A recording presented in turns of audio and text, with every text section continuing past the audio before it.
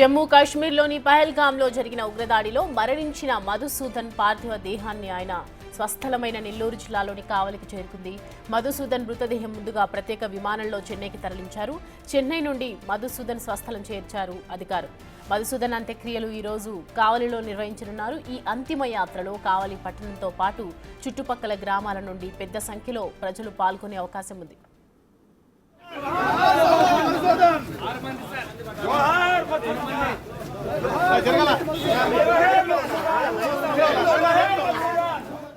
మధుసూదన్ మరణ వార్తతో తల్లిదండ్రులు తిరుపాలు, పద్మావతి, కుటుంబ సభ్యులు, బంధువులు, స్నేహితులు దుఃఖ సాగరంలో మునిగిపోయారు. ఈ హృదయ విదారక దుర్ఘటనపై స్థానిక రాజకీయ నాయకులు, ప్రజాప్రతినిధులు తీవ్ర దిగ్భ్రాంతి వ్యక్తం చేస్తున్నారు. మధుసూదన్ మరణ వార్తతో కావలి పట్టణంలో విషాద ఛాయలు అలుముకున్నాయి.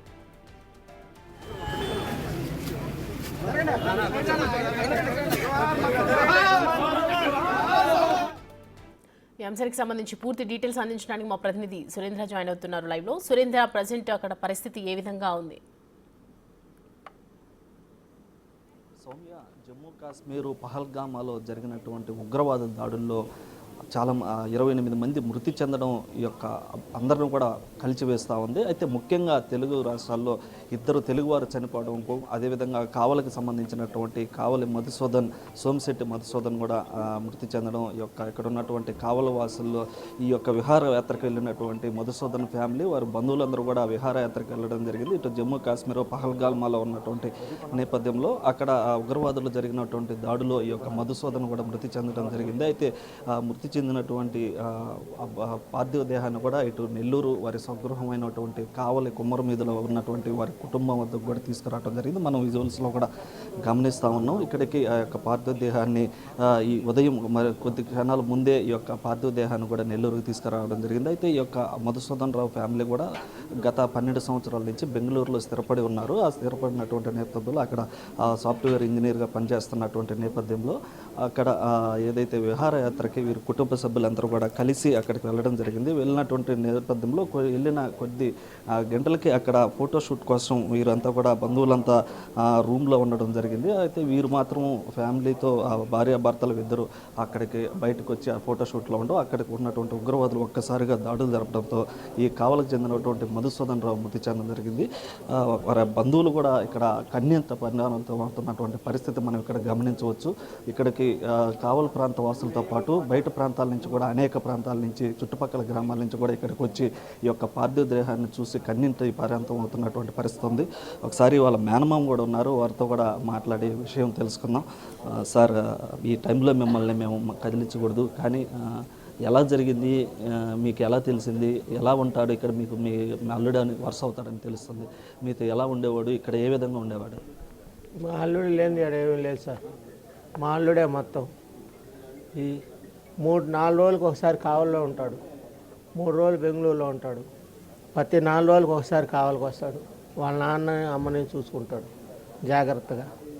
వాళ్ళ నాన్న అంటే ఎంతమందో కొడుకులు పుడతారు, కానీ ఇట్లాంటి కొడుకు పుట్టాడు సార్. మళ్ళీ ఈ అవకాశం పెద్దవాళ్ళు పొట్టను పెట్టుకొని మమ్మల్ని కన్నీరు మున్నీరు చేసి పారేసి మా బతుకులు 50 మంది కుటుంబాలు బతుకుతున్నారు సార్. వాళ్ళ వల్ల ఎంతమంది బతుకుతున్నామో మాకే తెలియట్లేదు సార్. ఇవాళ అన్నం పెట్టేవాళ్ళు లేక అందరూ రోడ్డు మీద పడిపోయినా సార్. మేదరోళ్ళు బజార్లో అట్టికాయలు అంగడి సార్ మాకు, మా మామయ్య వాళ్ళకి. మా అబ్బాయి 4 రోజులు ఇక్కడ ఉంటాడు, 3 రోజులు బెంగళూరులో ఉంటాడు సార్.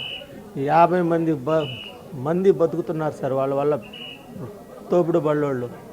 ఈ విధంగా వాళ్ళకి అన్యాయం అయిపోయింది. ఇవాళ మా పరిస్థితి అన్యాయం అయిపోయింది. మేనమామలు ఈగాడ తోపుడు బళ్ళోళ్ళు పాపం కన్నీరు మున్నీరుగా ఉన్నారు 3 రోజుల నుంచి. కూడు నీళ్ళు. ఎలా తెలిసింది, ఏమని చెప్పారు మీరు? మీ మధుసూదన్ రావు భార్యతో మాట్లాడటం జరిగిందా? మా అబ్బాయి మాట్లాడాడు సార్. మా అబ్బాయి మాట్లాడి మాకు చెప్పాడు ఇన్ఫర్మేషన్ మా అబ్బాయి వల్ల వచ్చింది. మా అబ్బాయి కూడా బెంగళూరులో ఉంటాడు సార్, ఉద్యోగం చేస్తున్నాడు. మా అబ్బాయికి ఫోన్ చేసి మేనత్త కాబట్టి చెప్పితే మాకు తెలిసింది సార్.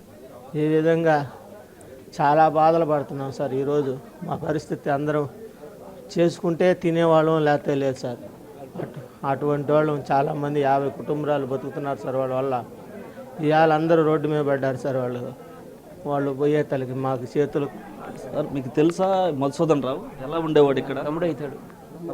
ఆయన చిన్న ఆయన అవుతాడు. వాళ్ళ అమ్మ నాయన నాకు చిన్నయ్య అబ్బాయి తమ్ముడు. ఏ ఊరు మీది? మాది ఎక్కడ కావాలి. ఆయన కన్నే పనిచేసేది మేము. ఆయన కన్నే వరకు పనిచేసేది జీతానుకుంటా. అందరినీ ఆదుకున్నాడు. 10 మందికి పెట్టినాడు. సుమారు 100 మంది అందరూ ఆయన కన్నే అరటికాయల వ్యాపారం చేస్తారు. బ్రహ్మాండంగానే అందరికీ కూడి పెట్టినాడు. ఎవరికి ద్రోహం చేసినాడు కాదు.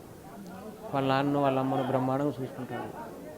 అయితే ఇక్కడ మనం చూడొచ్చు, ఏదైతే ఇక్కడ కావలికి సంబంధించినటువంటి ఈ మధుసూదన్ రావు మృతదేహాన్ని చూడడానికి వచ్చినటువంటి ప్రతి ఒక్కరు కూడా ఇక్కడ కన్నీటి పర్యంతం అవుతున్నటువంటి పరిస్థితి ఉంది. అదేవిధంగా ఇక్కడికి చాలామంది ఇక్కడికి వారి బంధువులంతా కూడా నిన్నటి నుంచి ఆ యొక్క మధుసూదన్ రావు పార్థివ దేహం కోసం వేచి చూస్తూ ఉన్నారు. అయితే ఎప్పుడు కూడా కావలికి వచ్చినా అందరితో బాగుండేవాడని, ప్రతి వారం కూడా 2 రోజులు ఇక్కడ ఉండి వెళ్ళేవాడని కూడా ఇక్కడ వారి బంధువులు చెప్తా ఉన్నారు. ఇక్కడ మనం గమనించవచ్చు విజువల్స్లో ఆ యొక్క పోలీసులు కావచ్చు, ఇటు రెవెన్యూ డిపార్ట్మెంట్ వీరంతా కూడా వారికి నివాళులు అర్పిస్తున్నటువంటి పరిస్థితి ఉంది. పూలమాలలు వేసి మృతదేహాన్ని కూడా మనం గమనించవచ్చు.